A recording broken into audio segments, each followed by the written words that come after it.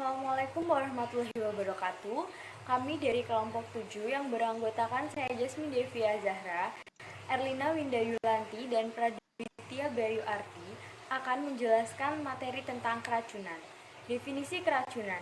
Racun adalah zat yang ketika tertelan atau terhisap dan diabsorpsi menempel pada kulit atau dihasilkan di dalam tubuh dalam jumlah yang relatif kecil menyebabkan cedera dari tubuh dengan adanya reaksi kimia.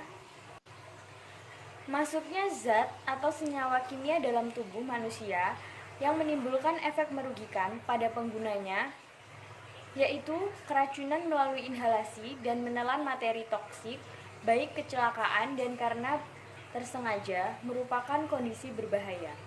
Selanjutnya yaitu etiologi keracunan. Yang pertama dari obat-obatan, yaitu salisilat, acetaminophen, digitalis aminofilin. Yang kedua dari gas toksin, yaitu berasal dari karbon monoksida dan gas toksin iritan. Yang ketiga yaitu zat kimia industri yang berasal dari metil alkohol atau asam sianida. Yang keempat yaitu zat kimia pertanian yang berasal dari insektisida. Dan yang kelima yaitu keracunan dari makanan, bisa dari singkong dan jengkol. Yang keenam yaitu berasal dari bisa ular atau serangga. Patofisiologi keracunan yaitu keracunan dapat disebabkan oleh beberapa hal, diantaranya faktor bahan kimia, mikroba, dan toksin. Dari penyebab tersebut dapat mempengaruhi vaskuler sistematik sehingga menjadi penurun fungsi organ-organ dalam tubuh. Akibat dari keracunan yaitu menimbulkan mual, muntah, diare, gangguan pernafasan, serta kerusakan hati. Erlina Windayulanti, di sini saya akan melanjutkan presentasi dari Jasmine Devia, yaitu macam-macam keracunan. 1. Mencerna atau menelan racun. Tindakan yang dilakukan adalah menghilangkan atau menginaktifkan racun sebelum diabsorpsi untuk memberikan perawatan pendukung untuk memelihara sistem organ vital. 2. Keracunan melalui inhalasi. Longgarkan semua pakaian ketat. Mulai resusitasi kardiopulmonal jika diperlukan. Cegah menggigil bungkus pasien dengan selimut. Pertahankan pasien setengah mungkin. Jangan berikan alkohol dalam bentuk apapun. 3. Keracunan makanan. Keracunan makanan adalah penyakit yang tiba-tiba dan mengejutkan yang dapat terjadi setelah menelan atau minuman yang terkontaminasi. 4. Keracunan akibat gigitan binatang. Demikian pula jenis binatang melata yang memiliki racun seperti ular, kalajengking, dan lipan atau kelabang yang masih banyak di daerah pedesaan. Binatang-binatang tersebut akan menggigit siapa saja yang di dekatnya bila mereka merasa terganggu. Bila hal ini terjadi, maka gigitan tersebut akan meninggalkan racun dalam tubuh orang yang digigitnya. A. Gigitan ular. Bisa atau racun ular terdiri dari terutama protein yang mempunyai efek fisiologik yang luas atau bervariasi. Sistem multiorgan, terutama neurologik, kardiovaskuler, sistem pernafasan mungkin terpengaruhi. Bantuan awal pada daerah gigitan ular meliputi mengistirahatkan korban, melepaskan benda yang mengikat seperti cincin, memberikan kehangatan, membersihkan luka, menutup luka dengan balutan steril, dan imobilitas bagian tubuh di bawah tinggi jantung. Es atau torniket tidak digunakan. Evaluasi awal di Departemen Kedaruratan dilakukan dengan cepat. B. Sengatan serangga.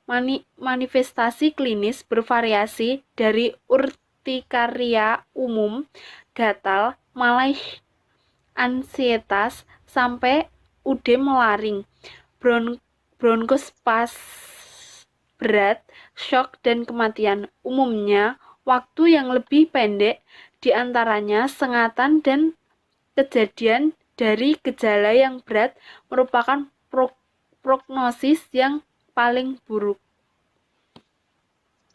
Terapi farmakologi, depresi pernafasan, bebaskan jalan nafas, bantuan nafas, dan beri O2. Beri naloxon jika diduga overdosis narkotika. Kejang, diazepam atau clonazepam, phenytoin aman jika diberikan berlahan-lahan untuk status konvulsivus diatasi dengan anestesia umum. Shock. Posisi kaki lebih tinggi dari tempat tidur. Beri cairan untuk menambah volume intravaskuler. Monitor CVP bila ada dan output urin. Nyeri hebat. Gunakan analgetik narkotik. Suportif aritmia jantung, anti aritmia sesuai dengan kelainan klinis dan EKG. Yang kedua ada keseimbangan air dan elektrolit. Monitor dan koreksi secara hati-hati. Periksa AGD, diuresis paksa menggunakan furosemid.